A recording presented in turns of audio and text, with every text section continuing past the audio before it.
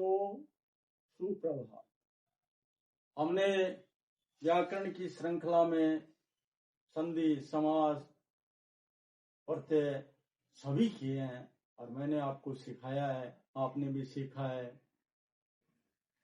अब उसी श्रृंखला में हम आज छंद करेंगे। क्या करेंगे? छंद, जो कि प्रतियोगी परीक्षा में इसके बारे में पूछा जाता है। एसआई परीक्षा में भी इसके बारे में पूछा गया था और 12वीं क्लास में भी इसके बारे में पूछा जाता है। छंद में कितने प्रकार के छंद होते हैं, पहले तो हमें ये ज्ञात करना है। छंद कितने प्रकार से होते हैं? 3 प्रकार के होते हैं। पहला वर्णिक छंद, दूसरा मात्रिक छंद,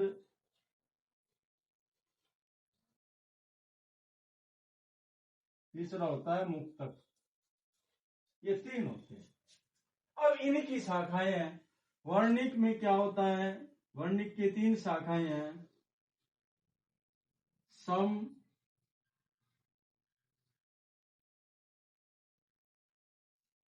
अर्धसम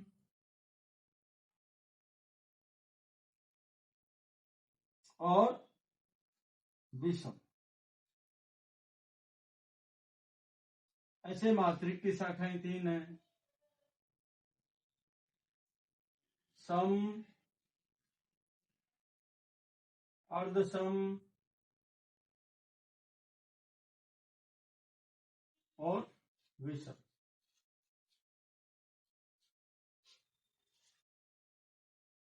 वर्णिक,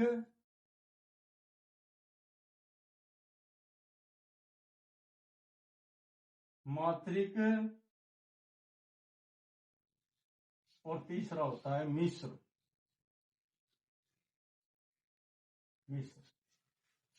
अब इनके वर्णों से जानकारी मिलती है।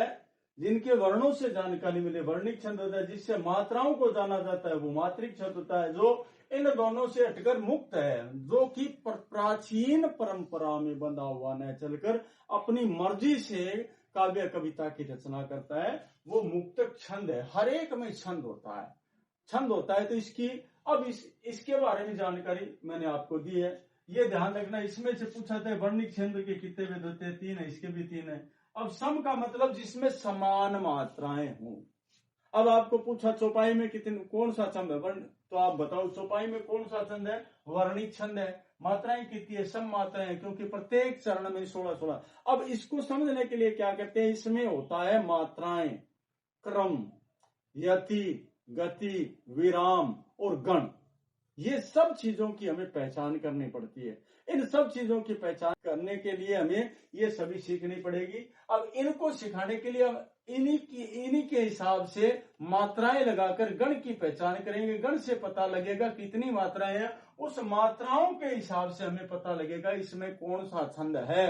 चौपाई है, दोहा है, रोला है, सोरठा है, उलाला है, छपे है, कुंडलियां है, गीतिका है, हरि गीतिका है। इस प्रकार से हमें पता लगेगा। तो अब आपसे पूछ लिया जाता है तो आपको समस्या हो जाती है। इसलिए हम सबसे पहले इसका करते हैं छंद के बारे। छंद की ये सामान्य जानकारी दे दी, जिसमें प्रत्येक चरण में समान मात्राएं होती है, समान मात्रा होती है, सम होती है। एक चरण में अलग और एक चरण में अलग होती है, तो वो अर्धसम होता है, क्योंकि पहले और तीसरे, दूसरे और चौथे में समान मात्राएं होती है, तो वो अर्धसम होता है। विषम मतलब प्रत्येक चरण में किसी में 13 आ जाएगी, किसी में 11 आ जाएगी, किसी में 9 आ जाएगी, किसी में 14 आ जाएगी, इसे कहते हैं विषम। ठीक है, इसी क्रम में चलते रहेंगे। अब इसके आगे का चैप्टर है, हमें मात्राएं लगानी सीखनी है। मात्राएं लगाने से हमें गणों का पता लग जाएगा। मात्राएं लगाने से हमें गणों का पता लग जाएगा। गण कितने होते हैं, गण की प्रत्येक गण की कितनी मात्रा होती है, प्रत्येक गण की मात्राओं का पता लगने के बाद में छंद अपना सीखने, छंद एकदम सरल हो जाता है। जैसे पहले हमें इसकी मात्राएं लगाएंगे। मात्राएं लगाएंगे तो ये सूत्र याद कर लेना। ये सूत्र है, बड़ा सरल है। यमाता, राज, भान, सलगा, ये सूत्र है। इस सूत्र में ही छंद छिपा हुआ है, पूरा छंद। मात्राएं बस वर्णिक, वो मैंने बता दिया, वर्णिक, मात्रिक और मुक्तक, उसकी जानकारी भी ले ली। सम, अर्धसम, विषम, वो भी जानकारी ले ली।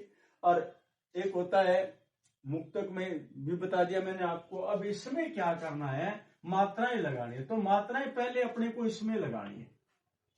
इसमें लगा देंगे तो हम किसी भी कविता के पद्य के चरण में मात्राएं आसानी से लगा सकते हैं और उसके गण को पहचान सकते हैं। गण पहचान जाएंगे तो हमें पता लग जाइए कौन सा छंद है। अब इसमें मात्राएं लगाने के लिए आपको ध्यान रखना है। इसमें मैंने पहले आपको बताया था स्वर तीन प्रकार के बताए थे। स्वर दो प्रकार के आपको ध्यान रखना है, ह्रस्व और दीर्घ। इसमें दो ध्यान रखना है। दीर्घ, ह्रस्व की मात्रा होती है एक।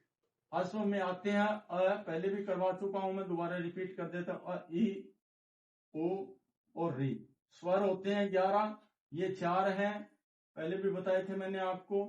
ये होते हैं आ, बड़ी, बड़ाऊ, ए, आई, ओ,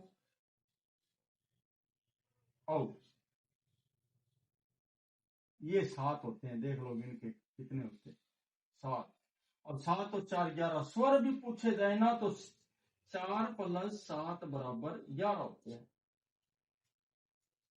अब ये ह्रस्व है, ह्रस्व होता है ना, इसमें क्या होता है, लघु मात्रा लगेगी। लघु का मतलब इस पर बल नहीं लगा है। जहां बल लगता है वहां दीर्घ मात्रा लगेगी। तो लघु की मात्रा ये हो गई और दीर्घ की मात्रा ये हो गई। मैंने दोबारा रिवीजन करवा दिया आपको। इसको बोलते हैं लघु, इसको बोलते हैं गुरु। अब ये मात्रा हम इसमें लगाएंगे। अब इसमें लगाएंगे तो देखो, अकेला वर्ण होता है उसको वो दीर्घ ह्रस्व ही समझा जाता है। जिसके कोई मात्रा नहीं होती, वर्ण होता है, ह्रस्व समझा जाता है। और जिसका उच्चारण करने में बल लगता है, स्वराघात होता है, बलाघात होता है, वहां मात्रा दीर्घ लगती है। दीर्घ का मतलब गुरु लगती है। अब आपको सीखना क्या है, अब इसमें यह अकेला है, कोई मात्रा नहीं है। तो ए है इसमें, यह में क्या है, ए है तो ह्रस्व है। ह्रस्व है तो इसमें क्या हो जाएगा, इसकी मात्रा 1 हो गई।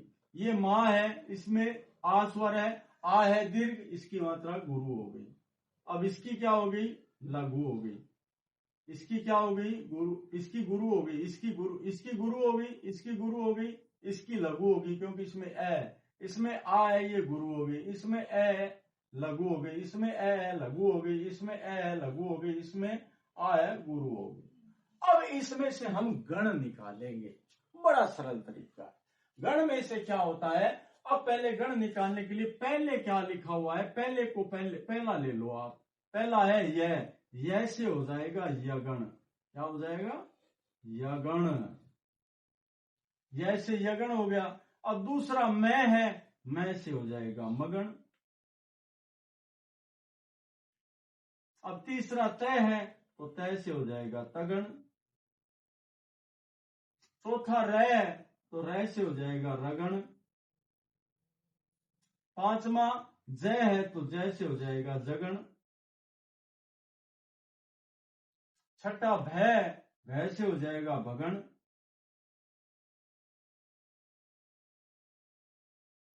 आगे वाला न है तो हो जाएगा नगण। आगे वाला स है तो स से हो जाएगा सगण।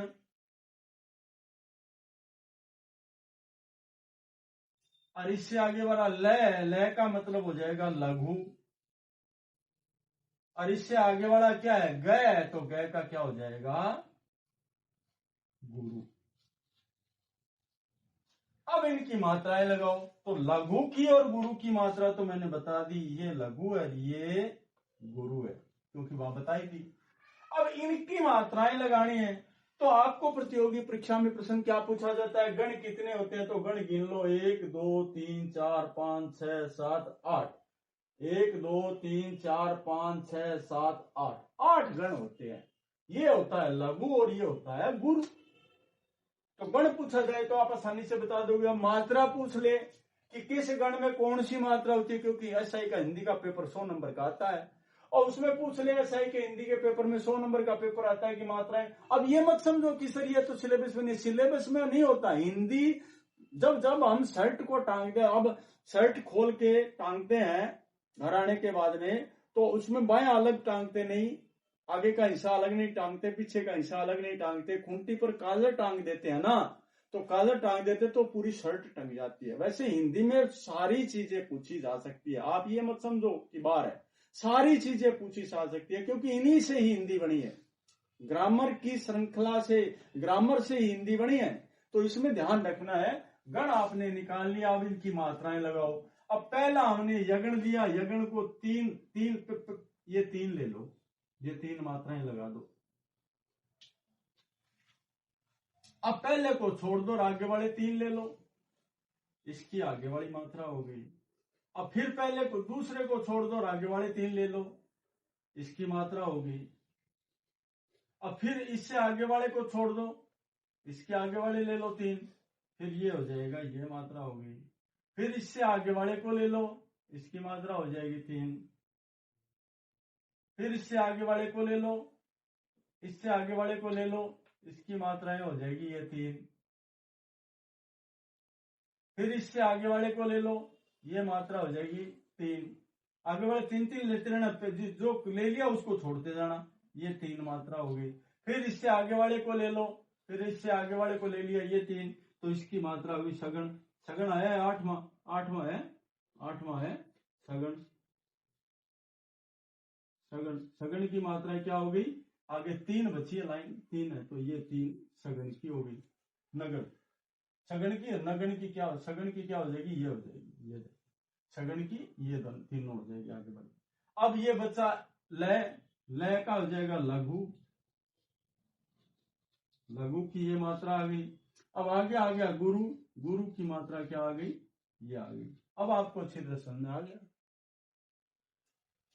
तो जिसको इसमें यगण में ले लिया ना, यगण में 3 ले लिए, अब मगन लेते हो तो पहले को छोड़ दो, मिटाते रहो चाहे छोड़ दो, आगे वाले 3 ले, जिसको ले लिया उससे आगे वाले 3 लेते रहो, उनकी मात्राएं इस प्रकार निकल जाएगी। अब ये मात्राएं निकल गई, अब इन मात्राओं को लगाने का तरीका।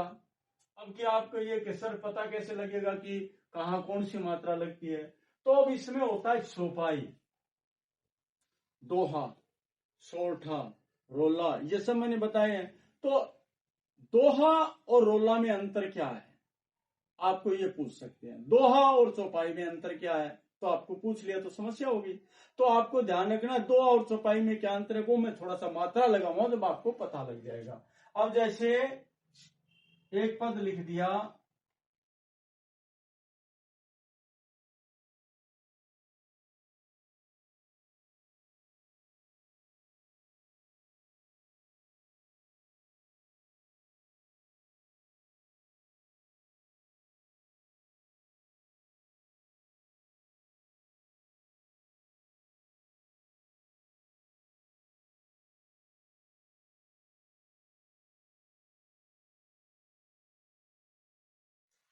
अब देखो ये पद लिख दिया, अब इसमें आपको मात्राएं लगानी है। अब ये पद प्रचलित है, मंगल भवन अमंगल हारी, द्रवहु सुदशरथ अजर बिहारी, प्रचलित है। अब इसमें आपको मात्राएं लगानी है। अब इसमें आपको मात्राएं लगानी है, तो मात्राएं लगाओ। देखो ये 2 है, क्योंकि इसमें अनुस्वार, अनुस्वार चंद्र बिंदु की मात्रा नहीं होती, अनुस्वार की मात्रा होती है। इसका है तो 2 है, तो ये लघु हो गया, ये गुरु हो गया, ये गुरु हो गया, ये लघु हो गया, ये लघु हो गया, ये लघु हो गया, ये लघु हो गया, ये गुरु हो गया, ये लघु हो गया, ये लघु हो गया, ये गुरु हो गया, और ये भी गुरु हो गया। अब इन मात्राओं को गिन लो, यहां से लगा के गिन लो। अब इसकी मात्रा क्या, 2 3, इसकी 2 मात्राएं होती है, इसकी 1 मात्रा होती है। तो 2 3 4 5 6 7 8 2 10 2 12 2 14 2 16। अब 16 मात्राएं, जिसके एक चरण में 16 मात्राएं होती है, उसे चौपाई छंद कहते हैं। ये सम छंद है। सम छंद का उदाहरण है, मंगल भवन अमंगल हारी, द्रवहु ये आगे देख लिया ना, द्रवहु सुदशरथ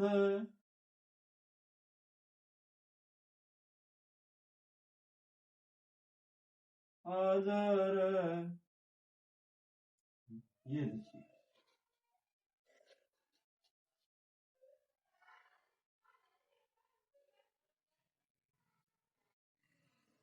अब ये लिख दिया, देखिए अब ये लिख दिया, इसमें मात्रा लगा लो। अब इसमें मात्रा लगाओगे तो देखो,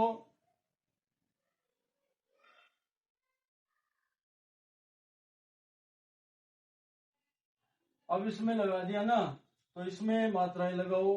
अब जैसे एक, एक, दो, एक, इसकी भी एक आएगी, इसकी एक आएगी, इसकी एक, इसकी एक, इसकी एक, इसकी एक, इसकी एक, इसकी एक, इसकी एक। ये हस्व है, सारे हस्व की एक मात्रा आती है। ये दो आ गई, ये दो आ गई, तो 2, 4, 5, 6, 7, 8, 9, 10, 11, 12, 13, 14, 15, 16, 16 आ गई।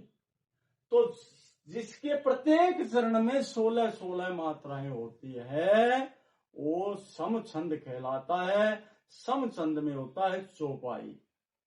अब ऐसे ही उदाहरण एक और लेते हैं दोहे का, जो हम आज इतना पर्याप्त है, हम इसकी जानकारी। अब कोई भी दोहा है, दोहे में मात्रा लगाते हो तो उसमें ध्यान रखना है। ये चौपाई, चौपाई में क्या होता है, प्रत्येक चरण में, चौपाई में प्रत्येक चरण में 16 मात्राएं होती है, 16, 16, 32 प्रत्येक चरण में।